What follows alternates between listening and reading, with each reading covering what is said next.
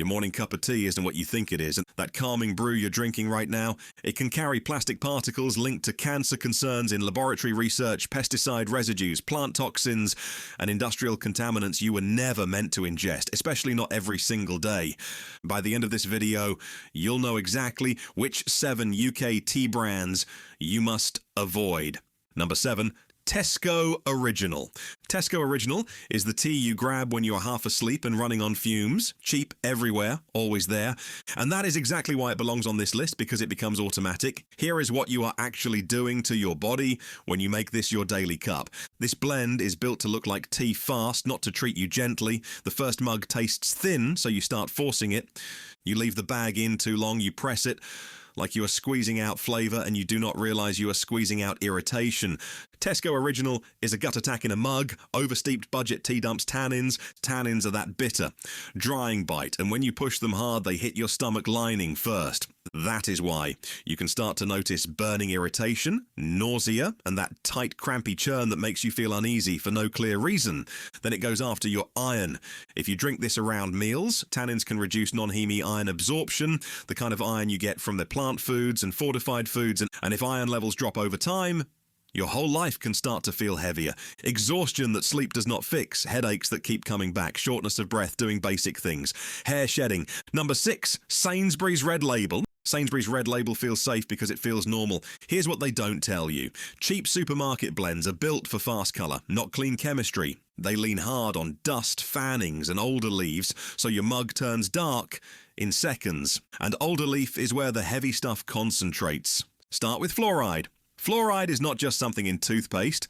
Tea plants pull fluoride from soil and store it in the leaf. When you drink it daily, your body doesn't always shrug it off, it stores it. Teeth and bone are the storage sites. That is how a harmless habit can turn into a long-term concern. Dental fluorosis, staining, chalky patches, weakened enamel, and with long-term high exposure, you start to hear concerns about skeletal fluorosis, including bone pain and stiff joints. But fluoride isn't even the worst part. The second punch is aluminium. Tea can carry aluminium naturally in cheap blends that rely on tougher leaf push that exposure higher.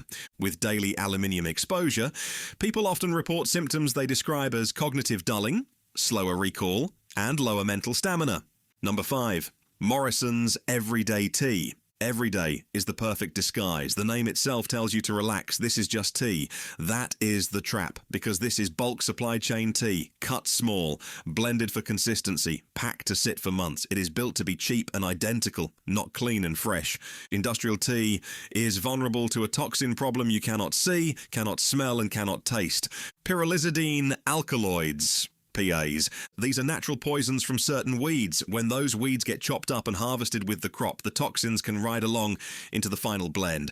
And you will never know from the flavour. You just brew it, sip it, and repeat it. Your liver is your chemical filter. PAs are compounds studied for their potential to stress liver cells over long-term exposure. That's where you start hearing the scary words: liver inflammation, liver injury, long-term health risk language. The danger with liver stress is that it stays quiet until it doesn't. Fatigue that sticks, ongoing discomfort, symptoms that don't announce themselves early. Number 4. Twinings Everyday. Do not let the name fool you. Everyday is not premium tea. It is mass market tea in a fancy outfit. And mass market tea is where pesticide residue gets messy fast. And here is how it happens. Insects hit the crop. Plantations spray chemicals to protect harvests. Those sprays can stick to the leaves. Then you pour boiling water over that leaf and pull some of that residue into your cup. But now listen to the names that keep coming up in pesticide conversations around tea. Chlorpyrifos, cypermethrin, imidacloprid. These are not harmless. They sit in nervous system territory. Chlorpyrifos is linked to nerve signaling problems. Cypermethrin can irritate the nervous system and trigger tingling, tremors, and muscle twitching. Imidacloprid is another insect killer that raises concerns around long-term exposure stress, and this is how that can start to show up in your body. Random headaches, dizziness, nausea, sleep that gets weird, that wired but tired feeling that makes your day feel off. Twinings. Every day sells you calm in a pretty box. Your body still has to process whatever was sprayed on that leaf. If this is in your cupboard, it's worth reconsidering how often you drink it. And if you are already side-eyeing your tea shelf, subscribe now, because the next ones are the brands people defend the hardest while the body pays the price anyway. Number 3, PG Tips Originally. Start with the bag. PG Tips is built to survive factories and boiling water, and a lot of modern bags do that with heat-sealing plastics and polymer mesh. You are pouring near boiling water onto plastic and calling it tea, and then you drink whatever that heat pulls out. And it pulls it out. Lab testing on plastic tea bags has shown microplastics and nanoplastics shedding into hot water at insane levels. One widely reported figure is about 11.6 billion microplastic particles and 3.1 billion nanoplastic particles from a single tea bag. One bag, one cup. Now imagine that as your daily habit. Those particles do not just vanish. Your gut lining takes the first hit, which is where irritation, inflammation signaling, immune stress, and oxidative stress can begin to show up over time.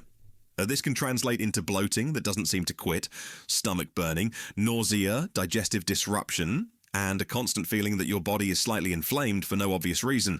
You aren't brewing tea, you are brewing exposure. Number 2, Tetley Original. Tetley feels safe because it's familiar, that's the trap. Most Tetley tea bags contain plastic in the bag itself. They use polypropylene to seal it, so when you pour boiling water over it, you're not just brewing tea, you're heating plastic in your drink. And the numbers are insane.